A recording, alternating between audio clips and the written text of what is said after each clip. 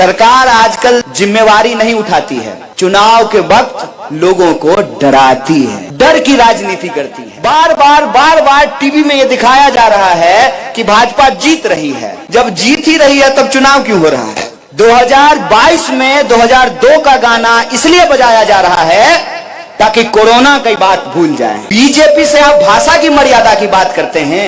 असली मसला यह है कि हमारे अध्यक्ष का नाम यदि मल्लिकार्जुन खड़गे की जगह मल्लिकार्जुन अंबानी होता ना तो चरण चाट रहे होते।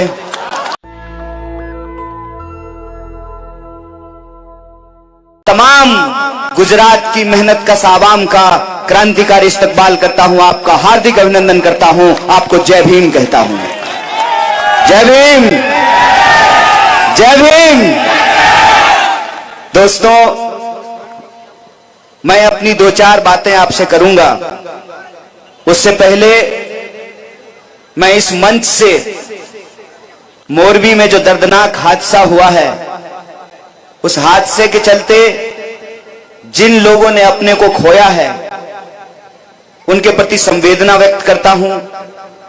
जिनकी मौतें हुई हैं उनको श्रद्धांजलि देता हूं और इस श्रद्धांजलि के साथ बिना किसी औपचारिकता के आदरणीय मंच को कांग्रेस पार्टी के मौजूदा विधायक, पूर्व विधायक और अलग अलग फ्रंट के सभी कार्यकर्ताओं और नेताओं को, आप तमाम लोगों को धन्यवाद देता हूं कि आपने मुझे अपने बीच आने का अवसर दिया है।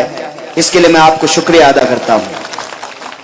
दोस्तों, मैं पहली बार गुजरात आया था ऊना आंदोलन के दौरान। ऊना की घटना आप लोगों को याद है, किस तरीके से नौजवानों को बांध करके पीटा गया। और उस आंदोलन के दौरान ही एक दोस्त बना जिसका नाम जिग्नेश मेवानी है। पहले अपक्ष से एमएलए थे, अब भारतीय राष्ट्रीय कांग्रेस के गुजरात प्रदेश के वर्किंग प्रेसिडेंट हैं। और आजकल जब मैं गुजरात आता हूं तो लोगों को कहता हूं, मेरा हार्दिक स्वागत मत कीजिए, आप सिर्फ स्वागत कीजिए। ये बात का जिक्र मैं इसलिए कर रहा हूं कि आपने पिछले कुछ सालों में एक चीज देखा होगा। जो लोग सत्ता में बैठे हुए हैं उनको कुर्सी का अहंकार हो गया है। वो अपना दिन भूल गए हैं कि वो साधारण राजनीतिक कार्यकर्ता हुआ करते थे। जब से साधारण राजनीतिक कार्यकर्ता मंत्री, मुख्यमंत्री और प्रधानमंत्री बने हैं, सत्ता का घमंड हो गया है। तो मैं आपके बीच जो दो चार बातें कहने के लिए आया हूं, उससे पहले यह कहना जरूरी है कि चुनाव के वक्त हर कोई, हर पार्टी अपनी पार्टी के बारे में और अपने कैंडिडेट के बारे में अच्छी अच्छी बातें करता है। और जब अच्छी अच्छी बातें हो जाती है तब जो आपका सबसे बहुमूल्य चीज है, वोट, वो आपसे मांगता है। और जब आप उसकी बातों में आ जाते हैं, उसको अपना वोट दे देते हैं, फिर वो आपको भूल करके सब कुछ करता है। तो मैं आपके सामने यह बात स्पष्ट कर दूं कि मैं वो बात नहीं करने आया हूं जो हमारे कैंडिडेट के बारे में है।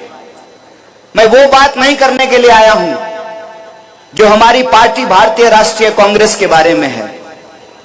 मैं इस देश का एक साधारण नौजवान होने के नाते, यहां जो माताएं बैठी हुई हैं उनका बेटा होने के नाते, यहां जो बुजुर्ग बैठे हुए हैं उनका बेटा होने के नाते, और यहां जो नौजवान हैं उनका दोस्त होने के नाते, मैं वो बातें करना चाहता हूं जो आपकी बातें हैं, जो आपकी सच्चाई है, जो आपका हकीकत है। मैं समझता हूं कि जिस समस्या से लोग पूरे देश में जूझ रहे हैं, उन समस्याओं से कहीं ना कहीं आप भी परेशान हो रहे हैं। तो आपका और हमारा रिश्ता भले खून का ना हो, लेकिन दर्द और संघर्ष का जरूर है। इसीलिए मैं जो आपसे बातें करूंगा, वो बातें आप रोज झेलते हैं, क्योंकि हमारी समझदारी यह है कि कोई बाहर से आकर के आपको क्या समझाएगा। यूपी से आके, आसाम से आके, दिल्ली से आके, हैदराबाद से आकर के कोई गुजरात के लोगों को क्या समझाएगा कि उसको क्या करना चाहिए। जो लोग यहां रहते हैं वो 365 दिन यहीं रहते हैं। चुनाव में तो अलग अलग तरह के जीव जंतु आते हैं, घूम करके खा पी करके हेलीकॉप्टर उड़ करके चले जाते हैं। आपको तो यहीं रहना है, आप यहीं सांस लेते हैं, तो हवा कैसी होगी उससे आपका फेफड़ा कैसा होगा यह तय होता है। आप पानी कौन सा रोज पीते हैं, उससे आपको कौन सी बीमारी होगी यह आप जानते हैं। आपकी गली की सड़कें बनी हैं कि नहीं बनी हैं, पीने का पानी मिलता है कि नहीं मिलता है, बिजली आती है कि नहीं आती है, स्कूल में पढ़ाई होती है कि नहीं होती है, किसानों को उनके फसल का दाम मिलता है कि नहीं मिलता है, मजदूर को मजदूरी मिलती है कि नहीं मिलती है, पढ़ने लिखने के बावजूद बच्चों को नौकरियां मिलती हैं कि नहीं मिलती है, नौकरी मिलती है तो ठेके पे मिलती है कि परमानेंट मिलती है, वो आप जानते हैं। इसीलिए मैं जो आपसे बातें करूंगा ना, वो रूस और यूक्रेन की युद्ध के बारे में नहीं करूंगा। अगर हम आए हैं आपके बीच तो आपकी तकलीफ की बात होनी चाहिए। यहां अहमदाबाद में लोग जमीन खरीद नहीं रहे हैं और कश्मीर में जमीन खरीदने की बात हो रही है। यहां देश में सबसे ज्यादा महंगी बिजली लोगों को खरीदनी पड़ रही है। 22 बार पेपर लीक हुआ है कि नहीं हुआ है? पेपर लीक हो रहा है रोज यहां पे। जब भ्रष्टाचार होगा, पुल टूटेगा, तो गुजरात के लोगों को जान गंवानी पड़ेगी, रूस के लोगों की जान नहीं जाएगी। आपकी जो समस्या है, उन समस्याओं से निजात पाना, उन समस्याओं से छुटकारा दिलाना, यह सरकार की जिम्मेवारी है। हम सरकार को टैक्स देते हैं, नमक खरीदते हैं उसमें भी टैक्स देते हैं, चप्पल खरीदते हैं उसमें भी टैक्स देते हैं। सर से लेकर पांव तक अपनी जिंदगी में हम जो भी इस्तेमाल करते हो, हर चीज के ऊपर सरकार को टैक्स देते हैं। और हमारे टैक्स के बदले में सरकार की यह जिम्मेवारी है कि हमारे लिए चलने के लिए सड़क बनाए। यहां सड़क बनती नहीं है, टोल पहले वसूलना शुरू कर देते हैं। आप सोचिए कि जब आप गाड़ी खरीदते हैं तब भी आप रोड टैक्स देते हैं, और जब उस गाड़ी को लेकर के रोड पे जाएंगे तब भी आपको टोल टैक्स देना पड़ता है। ये कौन सा कानून है भैया? इंसान होने की सजा 2-2 बार लोगे क्या? आप हर चीज के ऊपर टैक्स देते हैं। तो ये सरकार की जिम्मेवारी है कि वो आपके लिए चलने के लिए सड़क बनाए। जब आप बीमार हो तो आपके लिए अस्पताल हो, आपके बच्चों की शिक्षा के लिए स्कूल हो। आपकी जिंदगी की जरूरतों को पूरा करना और आपको सुरक्षा देना, यह सरकार की जिम्मेवारी है। सरकार आजकल जिम्मेवारी नहीं उठाती है, चुनाव के वक्त लोगों को डराती है, डर की राजनीति करती है। चुनाव के वक्त लोगों को उनके पहचान के आधार पर लड़ाती है। चुनाव के वक्त जो लोगों के सवाल हैं, रोजी रोटी, कपड़ा, मकान, शिक्षा, स्वास्थ्य, सड़क, बिजली, पानी, इन चीजों को छोड़ करके दुनिया भर की बात करती है।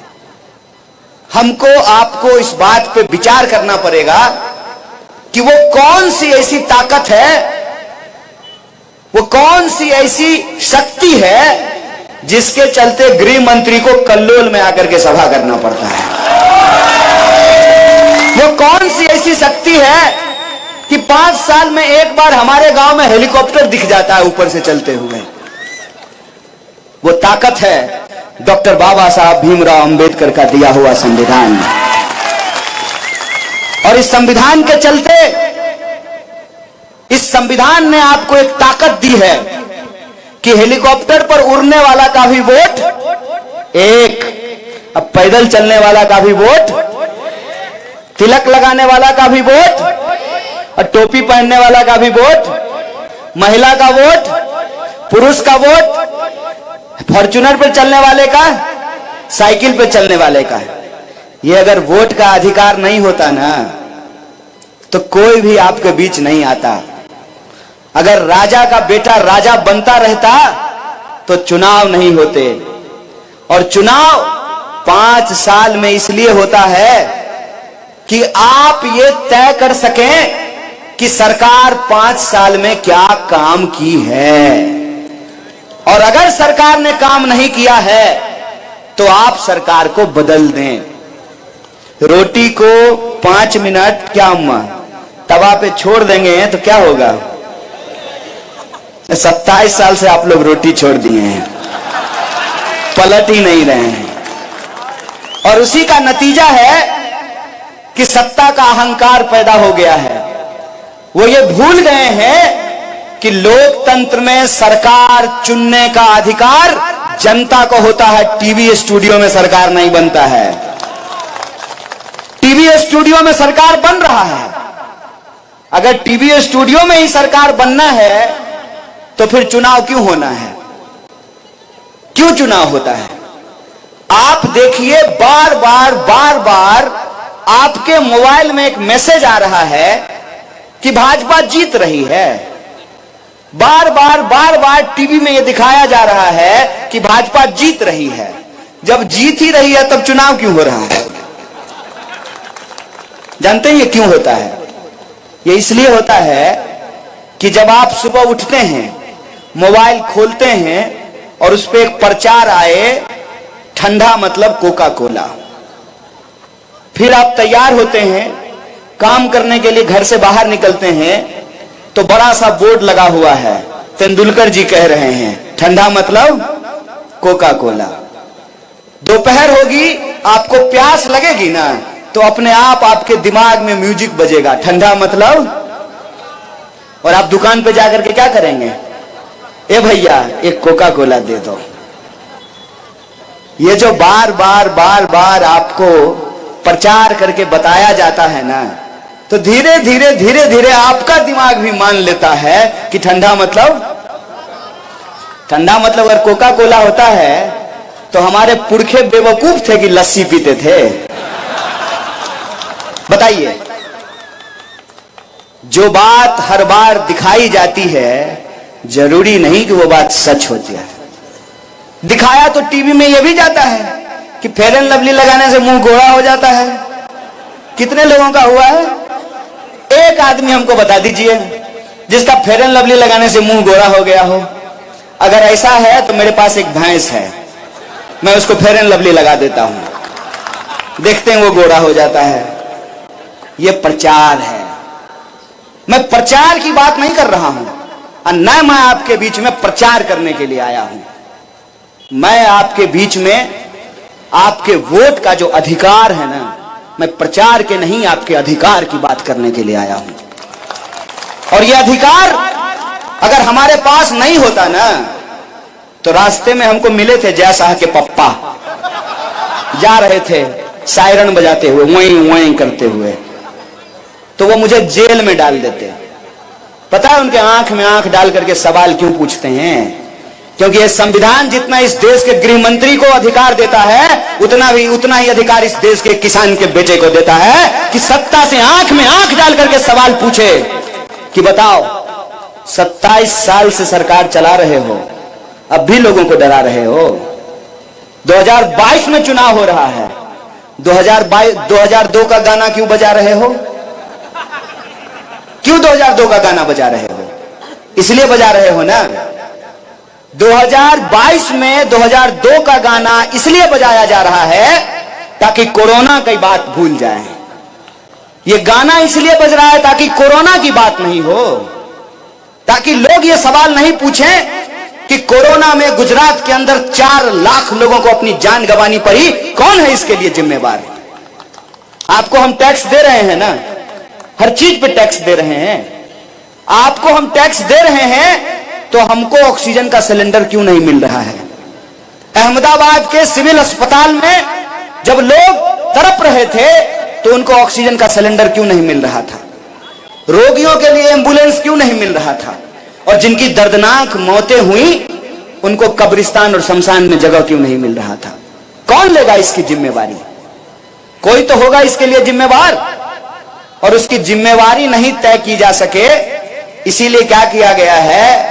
नई बोतल में पुराना शराब परोसा गया है। एक सवाल आप हमको पूछ करके बताइएगा, अपने मन में भी सोचिएगा कि 3 मुख्यमंत्री बदल दिए गए। साहब, मुख्यमंत्री ऐसे बदलते हैं जैसे लोग शर्ट बदलता है। यह प्रश्न पूछा जाना चाहिए ना कि आनंदीबेन पटेल अच्छी मुख्यमंत्री थी कि नहीं? किसी भी भाजपा के कार्यकर्ता को बुला करके पूछिएगा, आएगा ना वोट मांगने के लिए, कहिएगा ए भाई इधर आ जाओ, बैठो, चाय पियो, आओ हम भी चाय पर चर्चा करते हैं। बताओ बताओ कि आनंदीबेन पटेल को मुख्यमंत्री पद से क्यों हटा दिया? खराब थी, अच्छा काम नहीं कर रही थी। अगर अच्छा काम नहीं कर रही थी तो राज्यपाल क्यों बना दिए? क्यों बनाया राज्यपाल? और अच्छा काम कर रही थी तो हटा क्यों दिए? रूपानी जी को मुख्यमंत्री क्यों बनाए? अगर अच्छा काम कर रहे थे तो हटाया क्यों? और अगर बुरा काम कर रहे थे तो पार्टी से निकाला क्यों नहीं? सिर्फ एमएलए का टिकट क्यों काटा? पार्टी से बाहर कर देते। एक आए हैं भोपा भाई। भोपा भाई को मैं एक दिन प्रधानमंत्री के कार के पीछे दौड़ते हुए देखा और एसपीजी वाला उनको साइड कर रहा था। अहमदाबाद जब मैं आया तो मैं भाजपा का पोस्टर देख रहा था, पोस्टर में भी उनको साइड कर दिया गया है। आप बताइए, गुजरात के मुख्यमंत्री का क्या नाम है? याद है ना कि भूल गए? नरेंद्र मोदी देश के प्रधानमंत्री हैं, गुजरात के मुख्यमंत्री नहीं हैं। गुजरात के मुख्यमंत्री का नाम है भूपेंद्र पटेल। यह अदला बदली क्यों हो रहा है? यह अदला बदली इसलिए हो रहा है ना कि आप तय ही नहीं कर सकें कि गुजरात में जो भ्रष्टाचार पैदा हुआ है, जिसके चलते मोरबी की दर्दनाक हादसा हुई है, 22 बार पेपर लीक हुए हैं, किसानों को आत्महत्या करनी पड़ रही है, 45 साल में सबसे ज्यादा बेरोजगारी है, जीएसटी और नोटबंदी के चलते छोटे व्यापारियों को नुकसान हुआ है, इसकी जिम्मेवारी न तय की जा सके। इसीलिए अदला बदली हो रही है ताकि यह झूठ बोला जा सके। हर मंच में जाकर के जैसा का पप्पा बोल रहा है कि तुमको जो है मंत्री बना देंगे। अरे भाई, कितना मंत्री बना दोगे? अव्वल तो सरकार आएगी तब ना मंत्री बनाओगे, बिना सरकार आए मंत्री बना दोगे?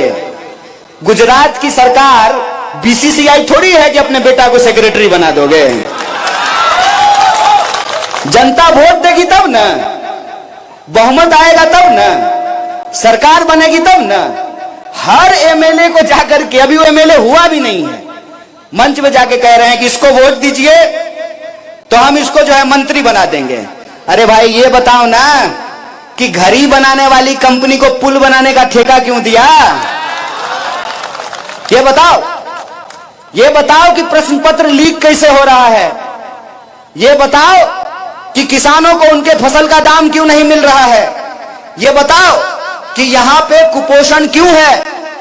ये बताओ कि नौजवानों को रोजगार क्यों नहीं मिल रहा है?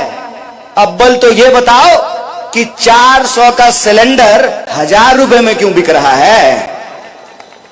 प्रधानमंत्री का एक भाषण सुन रहे थे, प्रधानमंत्री जी को हम बहुत प्यार करते हैं, आपको मालूम है कि नहीं? I love him. नहीं, सीरियसली बोल रहे हैं। पता है क्यों? क्योंकि ये इस इंसान के चलते संभव हो पाया है, डॉक्टर बाबा साहब भीमराव अंबेडकर के चलते।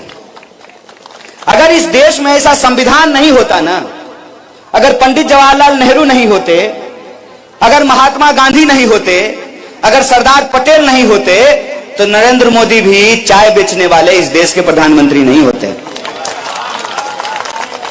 तो एक बार वो भाषण दे रहे थे, उन्होंने कहा कि मैं 2-3 किलो गाली खाता हूं। महाराज साहेब, आप तो गाली खा लेते हैं, आप बताइए कि हम थाली कैसे खाएं? हमारे थाली में कैसे 200 रुपए नींबू खरीद करके हम खाएं? कैसे 250 रुपए किलो दाल खरीद के खाएं? कैसे 250 रुपए किलो तेल खरीद के खाएं? इस सवाल का जवाब हमको दे दीजिए। और हम ये समझना चाहते हैं कि आपके इस कथन का क्या मतलब था कि न खाऊंगा न खाने दूंगा। आप तो गाली खा रहे हैं, हमको थाली नहीं खाने दे रहे हैं। यही जब चर्चा हो रही थी तो भाजपा का मेरा एक दोस्त बोला, देखो छोटी छोटी बातें मत करो, छोटा बात मत बोलो। महंगाई बहुत छोटी बात है उनके लिए, बड़ी बड़ी बातें करो। बड़ी बातें मतलब रूस की बात, यूक्रेन की बात, बड़ी बातें करो। हम बोले बड़ी बातें कर तो लेंगे, लेकिन उससे हमारे जीवन पे असर क्या पड़ेगा ये बताओ। उन्होंने कहा कि कुछ मत कहो, प्रधानमंत्री जी यूक्रेन का युद्ध बंद कराने में बिजी हैं। हम बोले प्रधानमंत्री जी यूक्रेन का युद्ध बंद करा रहे हैं, 1000 रुपए सिलेंडर के चलते हमारा चूल्हा बंद हो रहा है। आप तय कर लीजिए। मैंने आपको पहले ही कह दिया, मेरी ये हैसियत नहीं है कि मैं आपको समझाऊं। अरे हमारी हालत तो खुद ही खराब है। बिहार यूपी से आकर के यहां अहमदाबाद में रोजगार लेते हैं, तो हम आपको क्या कहेंगे?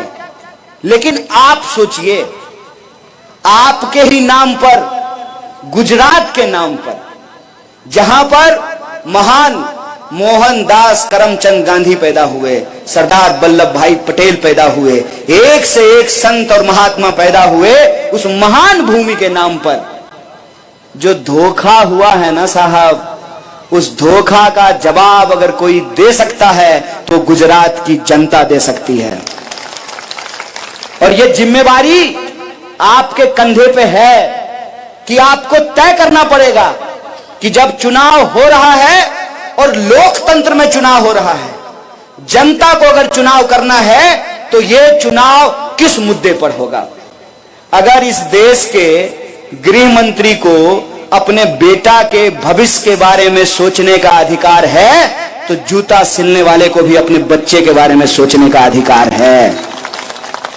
अगर मंत्री बनने से किसी का बेटा टैलेंटेड हो सकता है, बीसीसीआई का सेक्रेटरी हो सकता है बिना क्रिकेट खेले ही, तो इस देश के आम लोगों को भी यह अधिकार है कि उसके बच्चे को शिक्षा मिले और शिक्षा लेने के बाद उसकी योग्यता के आधार पर उसको काम मिले ताकि वो आत्मसम्मान से अपनी जिंदगी को जी सके। सारे मुद्दे गायब कर दिए गए हैं। महंगाई की कोई बात नहीं हो रही है, बेकारी की कोई बात नहीं हो रही है, किसानों के आत्महत्या की कोई बात नहीं हो रही है, महिला सुरक्षा की बात नहीं हो रही है। कहां से होगी महिला सुरक्षा की बात? देश में 16 मिनट में एक महिला के साथ बलात्कार होता है और देश के गृह मंत्री लॉ एंड ऑर्डर की बात कर रहे हैं। कहां से होगी महिला सुरक्षा की बात जब सरकार में बैठे हुए लोग बलात्कारियों को संस्कारी बताएंगे? तो आप बताइए कि महिला सुरक्षा की बात कैसे होगी? इसीलिए यह जिम्मेवारी आपके कंधे पे है। आपको यह तय करना है कि गुजरात के चुनाव से क्या संदेशा जाना चाहिए। जब मैं आ रहा था तो एक पत्रकार ने पूछा कि आपके हिसाब से गुजरात में क्या होगा। हमने कहा कि गुजरात में सिर्फ 2 चीज हो सकती है। एक तो जो चल रहा है ना वही चलेगा, जो हो रहा है वही होगा। दूसरा, गुजरात में परिवर्तन होगा। और गुजरात में परिवर्तन अगर कोई कर सकता है, और यह बात मैं नहीं कह रहा हूं, यह बात भाजपा को पता है कि गुजरात में परिवर्तन अगर कोई पार्टी कर सकती है तो उस पार्टी का नाम भारतीय राष्ट्रीय कांग्रेस है। और 2017 के चुनाव में आप लोगों ने देखा है कि कैसे 200-400 के चलते सरकार बनते बनते रह गई। इसीलिए परिवर्तन करना है, उसका निर्णय आपको लेना है। 27 साल में जो हो रहा है वही होता रहे, उसका निर्णय भी आपको लेना है। अगर परिवर्तन करना है तो एक बात हमको समझनी पड़ेगी कि समाज में दो तरह के मत हैं, दो तरह के मत हैं। एक मत है जिसको अगर आप इतिहास के दृष्टिकोण से देखना चाहते हैं तो वो मत सरदार वल्लभ भाई पटेल का गुजरात मॉडल चाहता है। दूसरा मत है जो जय शाह के पप्पा का गुजरात मॉडल चाहता है। दो मत हैं। पहले मत के हिसाब से मोरबी में जो घटना हुई उसमें सरकार की कोई जवाबदेही नहीं है। जय शाह का पप्पा मॉडल वाला कि चोर को भगा दिए और चौकीदार को जेल में डाल दिए, यही हुआ ना। दूसरा जो मत है उसके हिसाब से भ्रष्टाचार हुआ और इसमें सरकार की लापरवाही है। जो सरकार की कोई जवाबदेही नहीं मानते हैं वो एक तरफ हैं, उनका आप कुछ नहीं कर सकते हैं। आप कितना भी बीन बजा लीजिए उनके ऊपर कोई असर नहीं होने वाला है, क्योंकि जो सो रहा है उसको जगा दीजिएगा हिला डुला के, और जो सोने का नाटक कर रहा है, क्या रे बुतरू, स्कूल जब जाने का मन नहीं होता है तो जबरदस्ती सोने का नाटक करते हो ना। जो सो रहा है उसको आप जगा देंगे, जो सोने का नाटक कर रहा है उसको आप नहीं जगा सकते हैं। तो जो जागे हुए लोग हैं ना, जो दूसरे मत के हैं, जो ये मानते हैं कि भ्रष्टाचार हो रहा है, जो ये मानते हैं कि प्रश्न पत्र का लीक होना लॉ एंड ऑर्डर का फेलियर है, जो मानते हैं कि 400 का सिलेंडर 1000 में बिकना ये महंगाई है, जो मानते हैं कि सबसे ज्यादा बेकारी का होना समाज की सबसे बड़ी समस्या है, वो दूसरे मत के लोग हैं। और ये जो दूसरे मत के लोग हैं ना, ये अगर एकजुट रहें तो गुजरात में परिवर्तन होने से कोई नहीं रोक सकता। इस बात को याद रखिएगा। वो चाहे जितना भी इधर उधर की बात कर लें, जबरदस्ती भावना को भड़काने की कोशिश कर रहे हैं, जबरदस्ती। अभी हमारे राष्ट्रीय अध्यक्ष ने एक उदाहरण दिया, उस उदाहरण के हिसाब से उन्होंने समझाने की कोशिश की कि भाई अलग अलग चुनाव होता है, वार्ड का चुनाव अलग होता है, पंचायत का चुनाव अलग होता है, विधानसभा का चुनाव अलग होता है, लोकसभा का चुनाव अलग होता है। यह विधानसभा का चुनाव है। विधानसभा के चुनाव में हो ये रहा है कि मोदी जी हो गए हैं ग्लोबल लीडर, देश में रहते ही नहीं हैं, अमेरिका, लंदन इधर उधर घूमते रहते हैं। तो उनका ध्यान अब अहमदाबाद, सूरत, गुजरात के राजकोट पे नहीं है। अपना कोट टाइट और लंदन में हाय हाउ आर यू। तो वो ना अब देख ही नहीं रहे कि गुजरात में क्या हो रहा है, तो वो हो गए हैं इंटरनेशनल। एक पार्टी आई है दिल्ली से, उसको होना है नेशनल। लोकल तो यही है ना, बलदेव जी, ये है लोकल। तो अब आपको तय करना है कि आपको क्या करना है। हमारे अध्यक्ष ने जो है एक उदाहरण दिया, टूट पड़ी पूरी की पूरी बीजेपी। अरे ऐसा कैसे बोल दिया, अरे ऐसा कैसे बोल दिया, और मर्यादा की बात करने लगे। मैं आपको याद दिलाऊं, याद आ जाएगा। टीवी में बैठ करके मेरे सामने भाजपा के प्रवक्ता ने मोदी जी को देश का बाप बोला। बोलिए देश का अपमान है कि नहीं है? अपमान है ना। मोदी जी को देश का बाप बोलने वाले भाषा की मर्यादा सिखा रहे हैं। कहते हैं ना, जिसके पास खुद ही 75 छेद हो वो दूसरे का छेद गिना रहे हैं। जिनका घर खुद शीशे का हो ना, उनको दूसरे के घर पे पत्थर नहीं मारना चाहिए। बीजेपी से आप भाषा की मर्यादा की बात करते हैं। असली मसला यह है कि हमारे अध्यक्ष का नाम यदि मल्लिकार्जुन खड़गे की जगह मल्लिकार्जुन अंबानी होता ना, तो चरण चाट रहे होते। यही हकीकत है। तो ये बात का बतंगड़ बना रहे हैं। बात का बतंगड़ क्यों बना रहे हैं? क्योंकि इनके पास कोई मुद्दा नहीं बचा है। 27 साल से आप सरकार चला रहे हैं। बच्चा जो पैदा हुआ वो 27 साल का हो गया। 5-6 साल वैलेंटाइन डे मना लिया, आई लव यू टू। शादी हो गई, अब उसके बच्चे हो गए हैं। इतने साल से कांग्रेस की सरकार नहीं है, तब भी हर मंच पे जाकर के, हर रैली में जाकर के कांग्रेस को गालियां निकाल ली हैं। तो मेरे मन में एक ही सवाल आता है कि पैदाइशी बेशरम है कि सुबह सुबह कोई चूरन खाते हैं बेशर्मी का। अरे जिसकी सरकार है 27 साल से, उसकी जिम्मेवारी तय होगी ना।